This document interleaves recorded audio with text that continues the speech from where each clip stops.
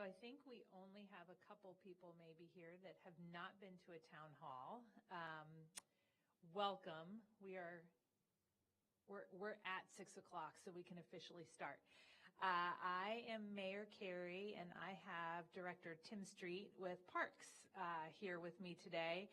And if you're new to these town halls, these are an opportunity really to, I give you an update. I usually invite a cabinet member. We always invite the city council member from the district to come as well. I'll give an update. Tim will give an update. Councilmember Zulik is in this district, and unfortunately she couldn't be with us tonight. And sends her regrets and wants you all to know that she is available to you. So if you live in this district and we're hoping to see Councilmember Zulik tonight, please do reach out to her. She will be with me tomorrow, and I expect we'll probably have low attendance here tonight because tomorrow I have a listening session that is particularly targeted to hearing feedback about the Kirkwood closure. So if you're here tonight and you can't come tomorrow, please feel free to express yourself. I'm hoping not to spend a bunch of time on Kirkwood tonight, though, because I know people have other things they'd like to talk about. So these town halls are really meant for you. I'll give you some updates. Tim will give you some updates, but then you all get to ask questions based on what you would like to hear more about. We do try to end on time. And my thanks to the Monroe County History Center for hosting us tonight. We do move these town halls around. So we have 6 council districts. We move them. So we hit each council district throughout the year. And on the months that I don't have town halls, I instead have traveling office hours. And that's a time that you can connect with me one-on-one. We do have you sign up ahead of time for those office hours so that people don't have to be standing around waiting for a turn. You know when you will have a chance to sit down with me. And as always, thanks to Katz for being here and making us accessible to the folks at home. I want to wish everybody a happy Pride Month. In Bloomington, this mayor celebrates Pride Month. I know we've had a declaration of Pride Month that also came with a proclamation about nuclear families, and I want to tell you that we celebrate organic families here in Bloomington, which is all kinds of families, and love means love here, and we want everybody to feel welcome and supported in Bloomington, and I think our community does a really great job of that. Let me start with a few updates, and I'm going to try to keep this super short, probably unsuccessfully. We are celebrating. In May, we had unanimous votes from council following the unanimous vote of Plan Commission earlier in the year for the first phase of the Hopewell development. And we are really pleased with that. That will provide compact lots, some multifamily housing there, and of course the core building is close to completion, and we're really excited about that. Hopewell is also home to our farmers market every Tuesday. Tim may mention that as well. So we hope that you come out and enjoy Hopewell Commons. We have it programmed with music every Tuesday night. So it's a great place to hang out, buy some produce, and listen to some music. I want to talk for a minute about SEA 285. That is the State House bill that illegalizes sleeping outside on public land. That goes into effect on July 1st, and I am pleased to say that in the past 2 years, we have taken a really strategic approach to entrenched encampments. There were more than a dozen when I took office as mayor. When they become unsafe, we have been providing, when possible, and almost always it has been possible, we provide a 30-day notice along with outreach to the residents of those encampments for services, and we have successfully closed down more than a dozen of those camps. There's only one remaining, and we have already noticed it, given the deadline that we have of July 1st. What the State House ruling says is that we can then only give a 48-hour notice, and if there is no alternative place for somebody to go, or they refuse to move, that we are compelled to arrest them. We don't want to be in that situation. So we have, we believe, only 7 residents left in our encampment. That is less than half the size that it was when we noticed it. And so what we found pretty successfully is when we send outreach workers and work in partnership with the residents of those camps, they do move willingly. We really continue our call for reunification where possible, when people don't have supportive services and network here. We know that they will get services better if they are close to where their family of origin is or where their most recent supportive network is. I want to talk for a minute about infrastructure and roads. As I mentioned, the Kirkwood listening session is tomorrow, so I'm not going to talk about Kirkwood closure tonight. It is construction season now, and what I like to say during construction season is sorry and you're welcome. You will see our trucks out, contractors' trucks out. We are spending this year, as of June 1st, we have already addressed 6,242 potholes in calendar year 2026, not that we're counting.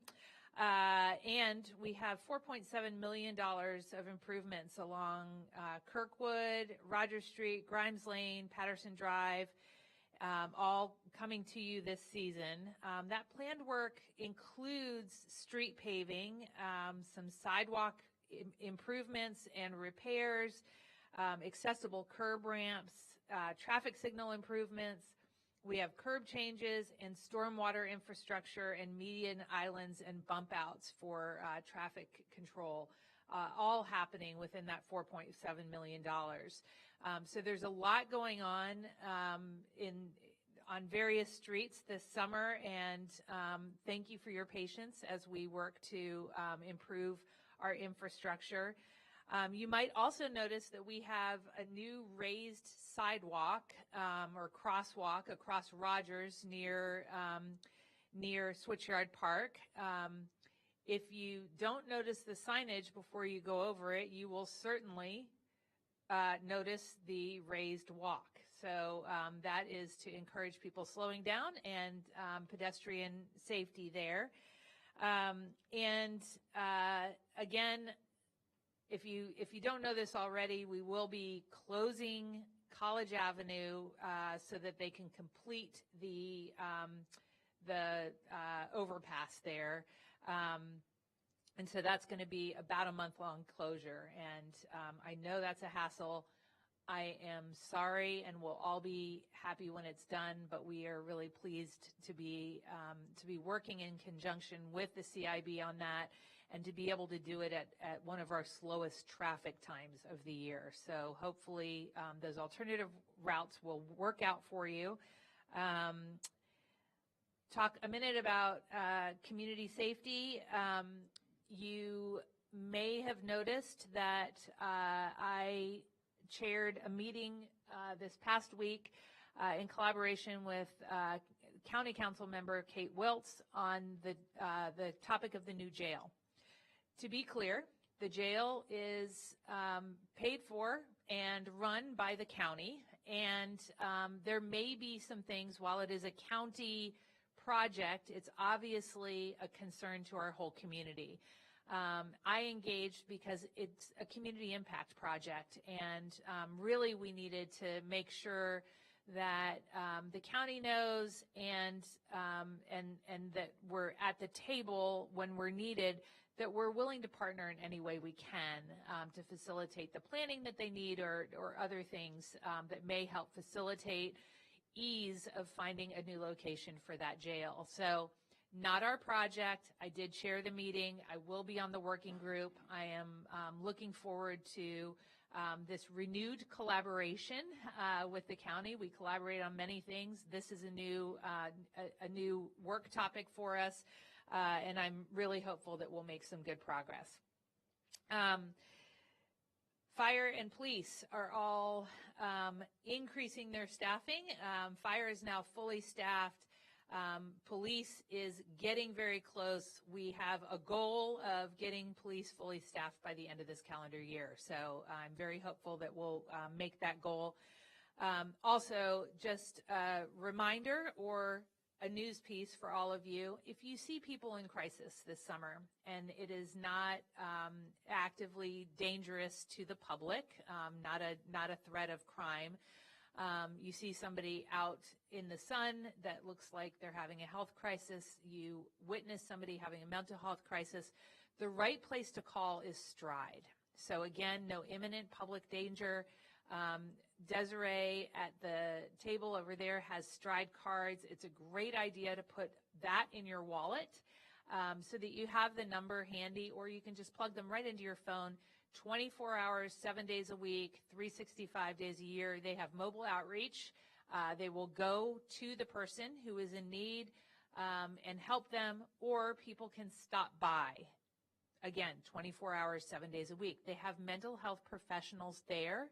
They are the right place to go. So if it's not criminal activity that's imminent threat to the public, please do call Stride, because we have been much more successful ultimately at getting people the help they need by using Stride. I am going to turn things over to Tim with one final shout out. We have lots of great things going on this weekend. Friday is Juneteenth, a really important celebration, end of slavery. We will celebrate down at Switchyard Park. That goes on from 11 a.m. to 9 p.m. So a good day-long festival at Switchyard. It's going to be a blast. Always a fun time for the whole family, and that's on Friday. Again at Switchyard, then on Saturday we have Grand Falloon, and this Saturday we have Waxahachie giving a ticketed concert. We are really excited about that. And to talk more about all the fun things in Bloomington, our Parks Director, Tim Street. All right, thank you. Thank you, Daniel. My name is Tim Street. One person applauded. I am the Director of Parks and Recreation. He does not. I am the Director of Parks and Recreation for the City of Bloomington. I have a really great job. We get to make Bloomington healthier, more connected, and more resilient in a lot of different ways. With us tonight is Satoshi Kido, also our sports director. I'll just note that he's here in the audience. Satoshi's a great leader for our sports division and is also available to talk if anyone wants to talk about one of our sports-related initiatives. As Mayor Thompson noted, it's a busy time of year. There's a lot going on this weekend. There's a lot going on this season. May and June are probably our busiest months of the year in terms of programming and things going on and preparations.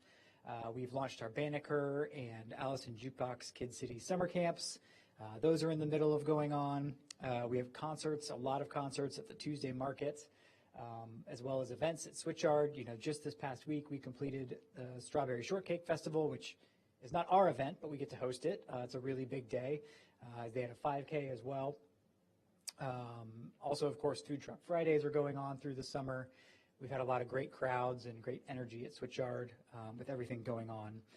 It's also a busy season because it's the season where we are most stretched, trying to keep up with U reports and tree growth and limbs that overgrow trails and, all the things that come up during the course of a season that our staff are out there really working tirelessly to clean, to trim, to maintain. And we know every May, June, we get a little behind. We have to triage and get through things, and then we'll catch back up as the summer goes on. So apologies if, there's some branches and things like that. We're doing our best to get to it.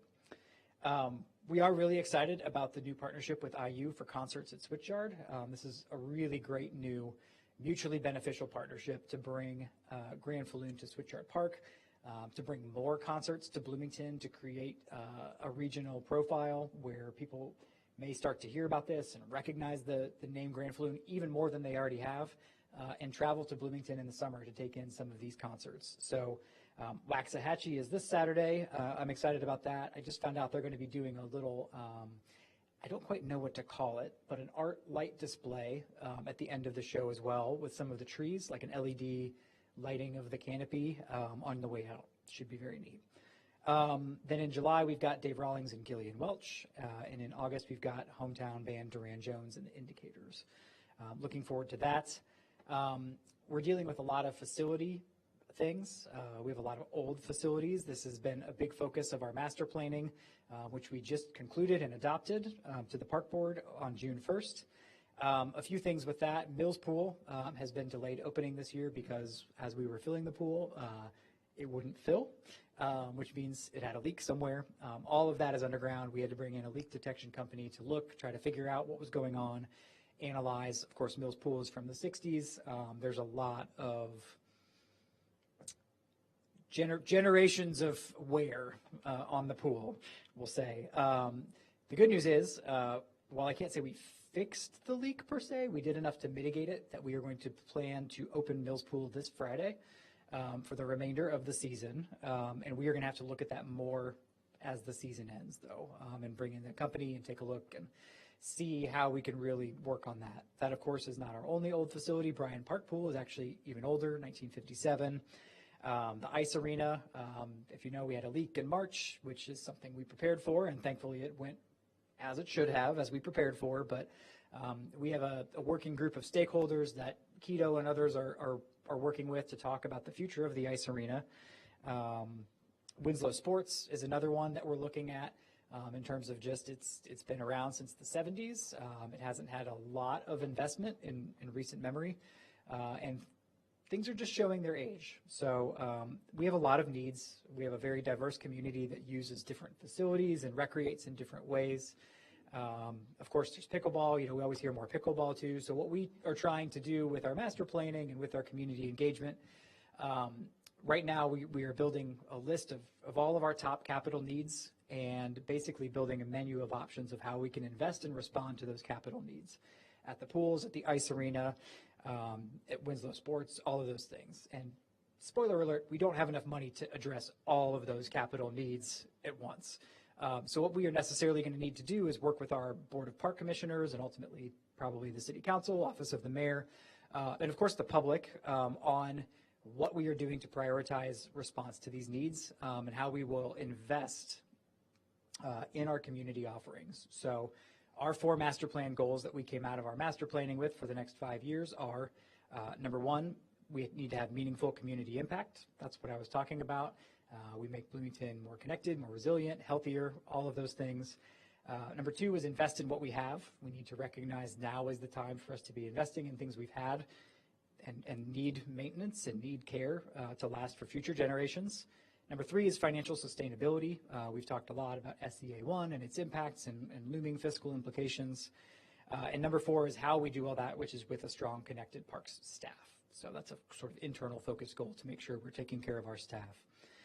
So I anticipate we're probably going to schedule, I don't have this yet, but after we get through, Bloomington summer and get back to school, having I don't know if I'm going to call it a town hall or a public meeting, but a specific Parks Board meeting about capital investment where we can hear from the public. We can present the preliminary list of needs and start to talk about building a package of investment for what we are able to invest back in these facilities.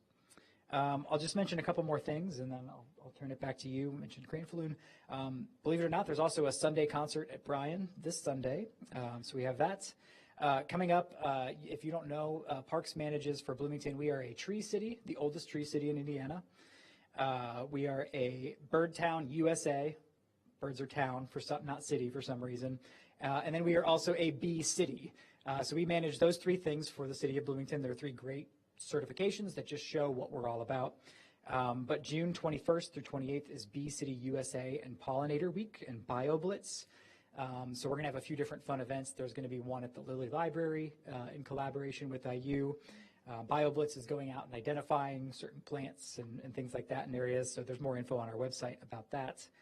Of course, we're right around the corner from the 4th of July and the parade. We will have the parade again this year. The parade fell on a Saturday this year, and we were kind of trying to figure out how to do market and parade at the same time. The good news is we are doing them at the same time. So farmers market and 4th of July parade combined downtown on that Saturday, which I think will be really fun. Farmers market on Saturdays is going extremely well. We love all our vendors, our food and beverage artisans. Attendance is great. We think it's such a lively part of the downtown. This Saturday is also Youth Day at the market, which is really special. We've actually expanded that because it's been so popular where you'll see a bunch of the youth of Bloomington selling their wares, whatever that might be. Lastly, a couple anniversaries and things coming up. We're going to celebrate the 50th anniversary of Sherwood Oaks Park in July. I'm affectionately dubbing that the SO50. So we're just having a little fun with that. And actually, Bryan Park is turning 75 this year. So when we're going to do a tree-related event later in the year in the fall, and we're going to celebrate the 75th birthday of Bryan Park. And then lastly, just project-wise, we don't have a whole lot of active projects right now, but we do have the Powerline Trail going in. That is why we put the raised crossing in at Switchyard, is to better connect, not just for the trail, but in general, bringing pedestrians and people safely to Switchyard Park from the west. The Powerline Trail, as you drive by, you'll notice it's going to start to be built back under the power lines heading to the west to eventually connect with the Summit development that's out there. But in the meantime, it will connect to RCA Park and the Habitat Osage development. The trail will be about a mile long. And a cool feature of it, because we cannot put vertical infrastructure in the ground because it is underneath Duke Energy power lines, we're going to be putting glow aggregate in the top layer of the asphalt. That will charge up from the sun during the day and then glow for a certain number of hours at night, just to give a little bit of illumination. And I think it's also going to look really cool. So I think we'll be the second trail like that in the state, which is also pretty neat. I'm very excited about the glow rock. Me too. I really want to see it in action. Yeah. Let me get this. Jennifer, can I ask for your help? So we have this handheld mic. Jennifer will help pass it around for your questions. You don't have to frame it as a question. If you just want to hear more about something, whether we've talked about it or not, now is your time.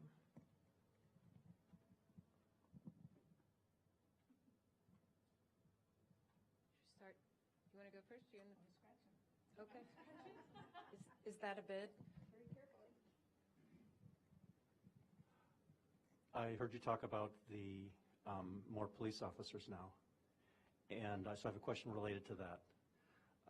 As a bicyclist, I've been recovering from being hit by a motor vehicle 2 years ago, and I've been waiting for the day when Bloomington vigorously enforces its speed limit. And I've been told that we don't have enough officers, which made sense, but now we're getting more officers. But it appears that it's still not being done. So what is it going to take to enforce the speed limit? We do have officers who, enforce the speed limit. We don't tend to have enough police to set up speed traps everywhere. But we are actively pulling people over for speed violations and other moving traffic violations. And I'm sorry to hear that you were hit. That is unfortunately, I think around the country, we're seeing more of that, and that has to do with many things, distracted driving top among them. My encouragement to all of us who do drive is to put down your phones and focus, and there's no need to go beyond the speed limit. And we do have some great bike ped infrastructure here, which doesn't solve all of the problems, but we're trying to do a happy medium.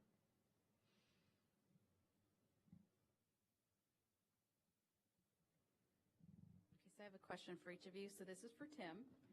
I think it was about 2 years ago when, this is for the golf course, Cascades Golf Course, when Jason was named as the new pro, and you had a little celebration ceremony for him. There was talk about improvements to Cascades, and one was going to be like irrigation of the tee boxes, which haven't been done. When the new clubhouse was built, it was wired for security cameras for the parking lot, which have never been installed. So my car got broke into. I had 3 windows smashed over a bag that was sitting there with nothing in it. So the wiring's there, and any more cameras are cheap. I have 2 offices, and one has 12 cameras, one has, and that costs less than $500 for that system. So I wonder what kind of improvements are going to be made to Cascades, and what's the chances of getting security cameras? Great question. I actually have a meeting later this week about security cameras in general that we're talking about, and that's going to be one of the points that we're talking about, to see if we can use some available dollars that we have, not just there necessarily, and I'm just talking about regular security cameras, right? Like just video recording. So that will be one location we certainly talk about. I'm sorry to hear about the car. In terms of improvements, things that are on our radar for Cascades right now, and I just want to say Jason's doing a really fantastic job up there. He's an excellent manager. The irrigation is number 1 on our list that we're trying to figure out as part of that capital list that we're talking about. We're discussing using a revenue bond to basically completely redo, which is needed, 18 holes of irrigation. It's very old. Keto, do you remember how old that irrigation is on that? It's 25-ish years old, the irrigation system, for the original 18, because the other 9 were added later, as you probably know. I think it's running on, we found out like Windows 98 or something like that recently. And that took me back. So that's not where we want to be with irrigation. So right now we're talking, I was actually talking to the controller this week about it. We're talking with Reedy and Sons about how to work on a revenue bond to use revenue from Cascades to proceed that. The other thing we're looking at, we're actually looking at partnering with a private donor about a new on-course restroom. Right now on which 9, Keto? Corey and Ridge. So a new on-course restroom out there that would actually be plumbed. And then, yeah, the security camera thing is another thing we will absolutely look into. I thought about doing a year report for some of the potholes in the golf cart path. Well, hopefully they're a little better. I am not a golfer myself, so I need to do better at getting out there. But I do know we worked with our street department last year to pave quite a few sections. But as you know, it's an endless task. But we'll have to take a look and see if we can get some more of those filled. Okay, so I won't do that now because now you'll know who it is. Yes, no problem. So my question for you. It's okay if we know who the U report comes from. There is no shame in making a U report. That's how we create a list of what we need to do. I made a pothole U report today. Thank you, Tim. Okay, so my question is, when there's multiple employees from a department working on a project, what would be a reasonable expected time for a response from them? So like if you ask for an update, is there like, should you hear something in a week? Should it be a month? Is there any kind of guidelines from that?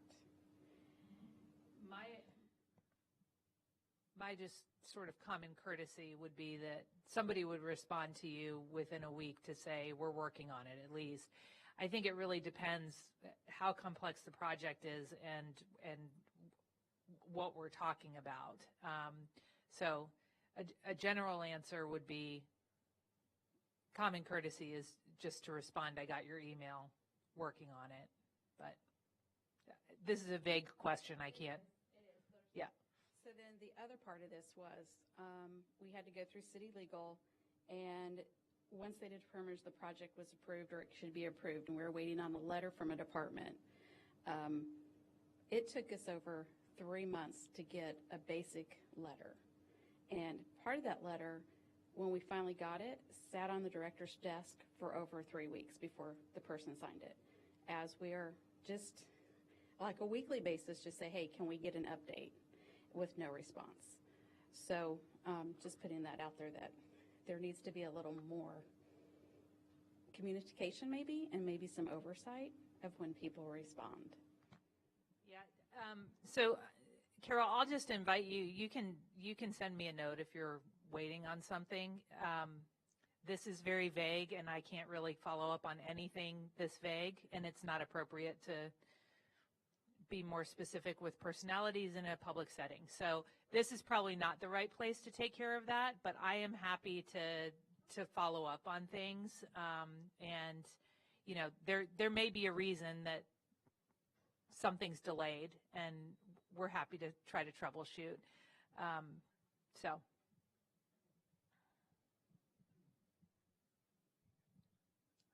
This is not a question, it's just a recent observation. In fact, I was meaning to talk to the mayor about it. We live fairly close together. They marked up the street next to my house for a storm sewer excavation. I know for various reasons I won't bore you with. I know what the marking codes are, and I called the city of Bloomington, water and so forth, and I got 2 calls back within 35 minutes. I was extremely impressed. That's great. I'm glad you're getting good customer service, Ian. I walk my dog past your house almost every night. So he's doing great.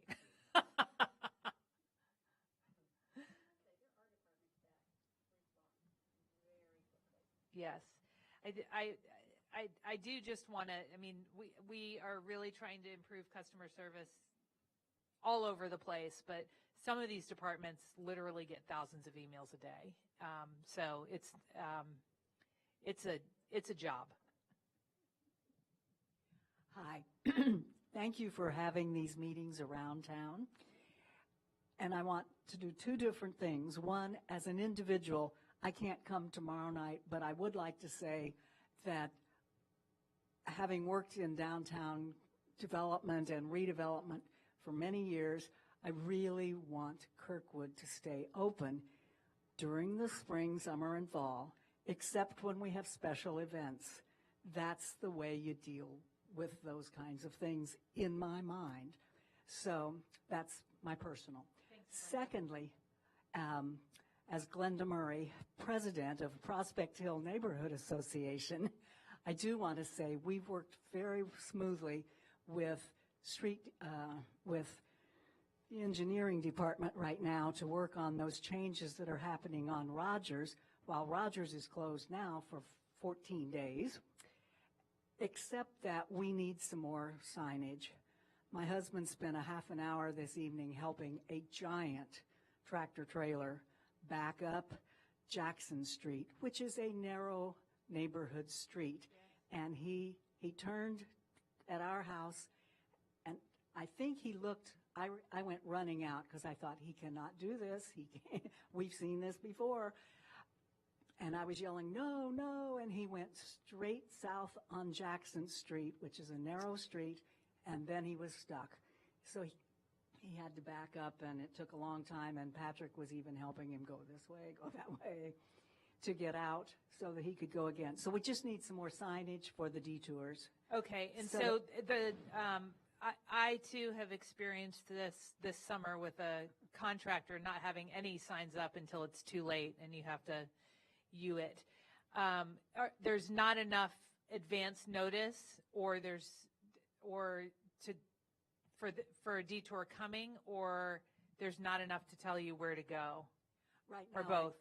Right now, Rogers is closed as of this morning, and I was thinking by mid-afternoon, not too bad so far. We saw a whole lot more people on Jackson Street, which is a narrow one-way, not two-way street, but there's not much signage to say where to go when you can't go down Rogers Street. Great. We'll get some there, Thank you. hopefully by morning. Thanks for letting us know. Thanks. And you can always call if there is an issue like that. Our teams can get out there quickly, and we don't want the traffic backing up because people don't know where to go. So thank you for letting us know. Hey, good evening. I just have a quick question for both of you. Let's start with the mayor. How are we doing on the Meridian project, the Gigabit Now, as far as how much is laid down and subcontractors and all that issue? So Meridian project is back after a long pause. They got new subcontractors to do the install, and they've been working first on fixing problems that were left over, and then we'll be moving on to laying new cable and getting things done. I don't know off the top of my mind the anticipated completion date, but there is one now, so I can follow up with you on that, Christopher. But this has been really a marked difference from the last contractor. We've been working really closely with Meridian. You may know that I issued several stop work orders on the last contractor, and we're really pleased to have somebody new. And Tim, I appreciate your candor on some of the capital projects and the financial difficulties in SEA 1. Is it on the table that from the Parks Board that maybe unloading some of the public land or coming up with new fee structures that benefit residents of the city? Because I've seen a lot of when the financial struggles come, that deferred maintenance term comes in and it really destroys a Parks Department, which we've seen a lot of examples over the years, especially with the Great Recession from 2008. Yeah, actually, is this on? The 2008 reference is spot on because Bloomington, like many municipalities, you can go back. There was actually it was a study, I think it was out of Pennsylvania somewhere. I want to say Penn State. They did a combined aggregate study of municipal park department budgets from like 2000 to today. And healthily, in the early 2000s, there was typically, maybe a 15, 20% reinvestment in capital every year. And when the Great Recession hit in 2008, 2009, what happened with a lot of budgets, and we see it with the National Park Service, we see it other places, in order to continue to operate services at a certain level, personnel, supplies, contracts, services, the capital line is what was cut. And the percentage across the country of what municipalities were putting into reinvestment in terms of capital dollars, equipment, things like that went down, down, down. And Bloomington was no exception. Bloomington was part of that same trend. So now, almost 20 years later, here we are reaping, what was sown with that lack of capital investment. It's a tricky challenge because when you have a bunch of deferred maintenance, how do you get out of it, right? How do you break the cycle and start fresh with keeping up with something, apart from just building something new? Like, building something new is really exciting, right? You can get all people on board and excited to build it, but you've got to also account for the ongoing expenses for it. So that's the puzzle that we're working on right now. And I'm sorry, I'm trying to come back to the first part of your question.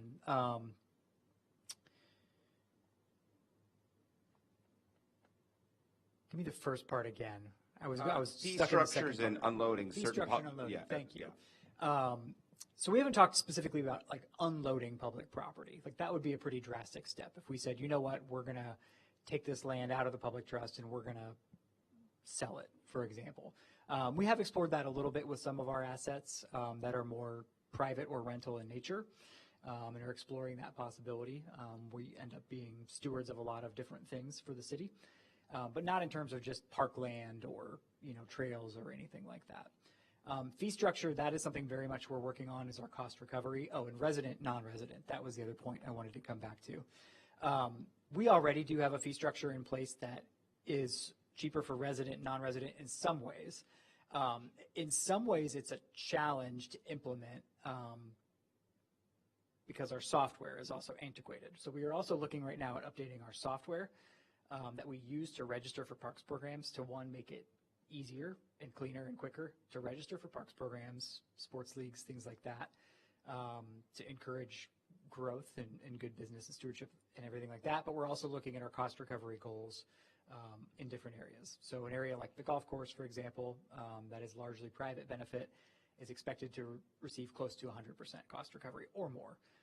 Whereas when we do community event like the 4th of July parade, that's for everybody. That's not expected to cost recover. So that's some of the work we've been really working on, studying and setting new goals. While we have while we're talking about money and repairs and things, I started this evening by talking about how many potholes we filled and significant projects that we're doing with sidewalks and ramps and repaving. I just want to note that in our state, we have repealed the gas tax. So Governor Braun repealed that gas tax. That is money that we use for these very projects. And so there may be no, you may not feel that hit this year, but you will feel that hit in the future. So that was done so you don't feel the inflation at the pump as a result of the war that's going on. But I do just want to note, people, send lots of angry emails about potholes and other things when they happen. And I'm just laying the groundwork with SEA 1 and no gas tax. It's a double whammy, and you can expect we probably won't be keeping up with roads as well as we have been in the past.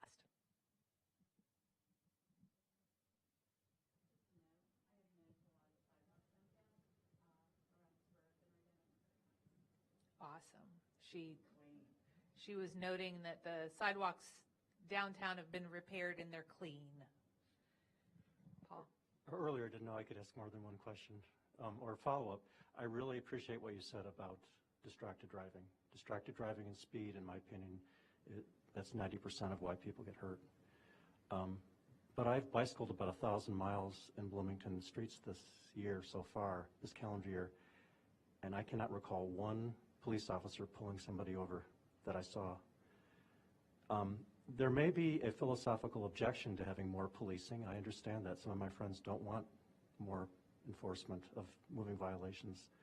If that's what your administration's position is, I encourage you just to say that instead of telling us that you're increasing enforcement when I don't see it with my own eyes.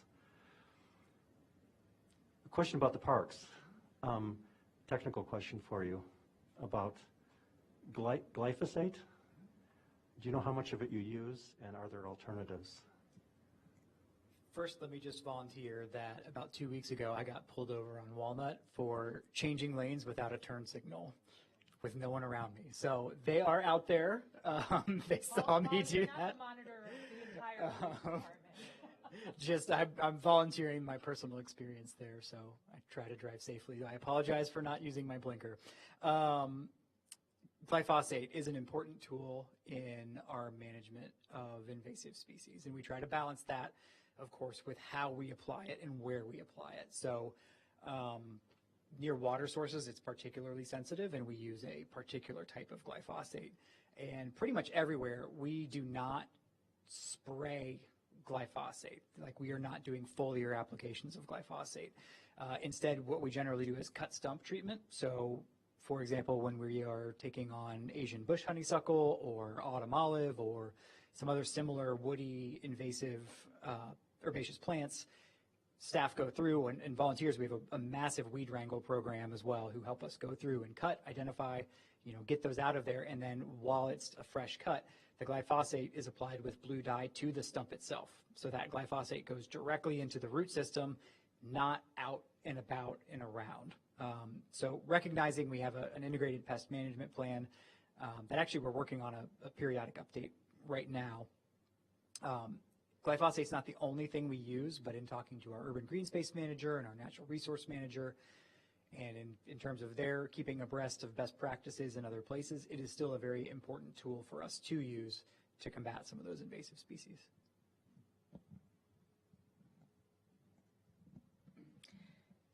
Any final questions from people who have been quiet so far? There we go. I had two things real quick. One, I do not work for Tim, but I have met and worked with him, and I do appreciate him. So I did want to put that out there.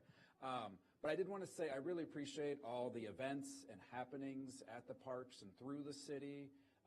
The ones I want to go to the most, I always have a conflicting thing going on, but I love being able to see how much is going on, and I really appreciate it. So I just want to let you know I think that is fantastic. I love it. I tell everyone I can, and we try to tell all our visitors to the museum about everything going on at Bloomington, and just having that stuff helps us as well. So I just wanted to say thank you for that. The other question I had, and I realize I may not get an answer today, and that's perfectly okay. As I live on the east side and I try to frequently bike to work, I know everyone's going to be shocked. It's always move in and move out. But there are so many times cars are just parked in the bike lane. And I usually, when I'm on my bike, I don't know if I can even get a ticket for texting while biking. I don't want to find out, but I always feel like when I'm way down somewhere, by the time I arrive here or safely out of a way, anytime I'd be able to do that, I feel like by the time anyone got there, the car's not going to be there, so I'd hate to waste any police officer's time going somewhere where the person is gone. And as much as I'd love to be deputized to be able to hand out tickets to those people, I don't think that's a feasible solution. But I'm just curious, enforcement on that, like because it's not, those are the primary two times, but there's times throughout the year people park there, those throw flashers on, and then I see someone like checking addresses, obviously for a delivery of sorts, and it's just difficult because I'm not where I'm supposed to be as a cyclist, and some of those streets just get narrow. So I'm just curious, that's all. Yeah, so I'll tell you, Daniel, we'll take ideas on this. We have had parking enforcement try to patrol those areas more frequently. We've been trying to notice times of day. It's mostly things like that. Police obviously will ticket if they see it. But again, it's, even if you stopped and called while you were on your bike, it's probably somebody running into a building to do something and running back, and it's the rudest place to park. So really, if you have better ideas, we've really been trying to step up enforcement on that. Because it's also dangerous. I mean, I know all of our cyclists pay attention, but sometimes when I'm commuting, I'm going at a pretty good clip, and I'm sort of like, okay, I'm in a bike lane, and then all of a sudden I'll look up and there's a car. So it can be very dangerous. So anybody listening at home, please don't park in the bike lanes. That's not what they're for. And again, outside of increasing parking enforcement and police enforcement of that, really open to ideas, but it's a challenge. Yeah. Mm-hmm. Another one here. Hi. Hi. In a succinct nutshell, what is your overall vision for the progression of Bloomington as a whole? Awesome. Bloomington will be a city where anyone can find a place to belong safely, and we'll have a thriving downtown that has a balance of economic development that supports a great quality of place and quality of life. Is that succinct? Not detailed enough, though. It's very broad. It's beautiful. Thriving downtown, people belonging, community, especially in this age. A lot of people are isolated in certain ways. I know I feel it. Yeah. So I explore a lot of different places, trying to find connection and warmth. Whether it's the park or various spiritual places, and here today, seeking to kind of forge community, and that's really it, building the bonds of community. And I'm a very spiritual man, so but I think there's a separation of church and state, I guess, in your philosophy. But I like to see our institutions transmit a sacred respect to the land and people. I think that should be imbued in institutions, but something to think about. Thank you.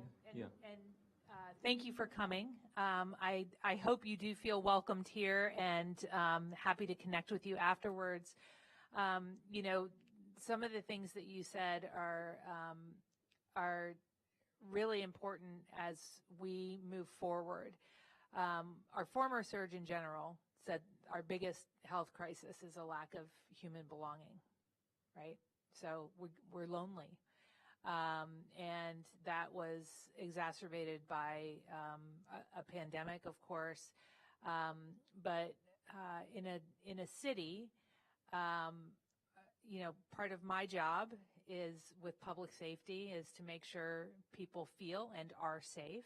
So that comes up with cyclists and pedestrians, but it also comes up with what you believe and what you look like, and you know, where you feel like you belong. And belonging is a much more complicated thing. And so, as a person who has been a student of community building most of my life, I really think that things like our parks, all of our sort of third places, so not home and not work, creating enough of those, but not so many that they're not populated, is really important. And then having the expertise to think about how those places are built so that they encourage interaction and belonging, and you know, as with parks, and maybe a place that you can find some serenity and solitude if that's also what you're looking for. So, you know, we are going to be talking a lot more about how Bloomington, we have branding that is forthcoming. And a major theme in that branding is that Bloomington always has been a place where you can find an amazing array of really gifted people in a million different topics. And you never know. I had one meeting cancel on Tuesday last week, and I scooted over to the IU outdoor pool to get in a really fast workout. I only had an hour, so that means like a 20-minute workout. And I get in the pool, and I realize I'm swimming with an Olympic gold medalist. And she didn't kick me out of the lane. But these are the kinds of collisions that happen in Bloomington, where a middle-aged person can swim with an Olympian, and where our entrepreneurs bump into professionals who may be researching the solution to the problem that they're trying to solve. So what we do as a city is to help foster that human potential and help foster those creative collisions. So thanks for that great question. We're trying to get better at it. And we're happy to have more voices at the table. So thanks for showing up tonight. And I think that's a great note to end on. For those of you who want to come to another meeting, tomorrow night, 5:30 in Council Chambers, and that's in the Showers Building, I'll be having a listening session. So this is not 3 minutes at the mic, but it is a solution-based listening session on Kirkwood, on the topic of Kirkwood. And I look forward to seeing some of you there. And I'll let Tim say any last things you want to say. He is all good. Tim, on behalf of our city, thank you for running a award-winning parks department. I personally wish I could hang out in the parks 100% of my time. So thanks for being here and taking part in improving your city.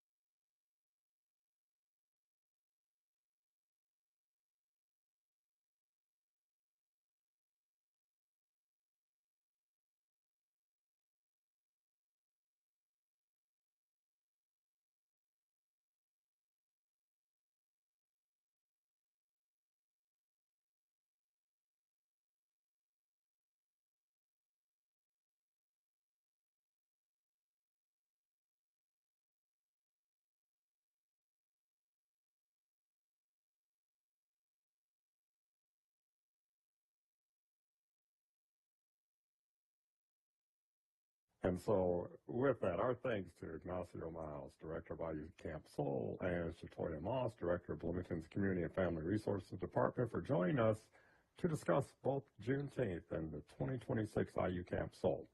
For more information on Bloomington's celebration of Juneteenth and IU Camp Soul, visit WFHB.org and type Bring It On in the search bar. Bring It On has an open submission policy, so if you have an idea for this program, we would love to hear it. Send an email to our volunteer staff at bringiton@wfhb.org. That's bringiton@wfhb.org. We want to make sure we share everything affecting the African American community with our listening audience in Bloomington and beyond.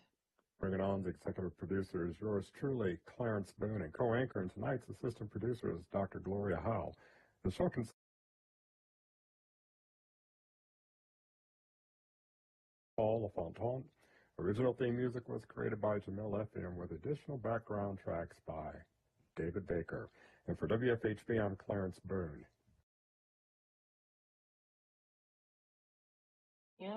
For another edition of Bring It On right here on your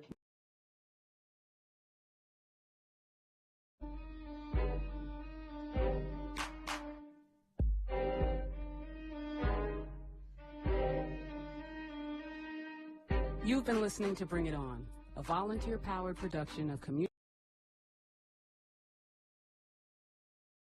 On the people issues and events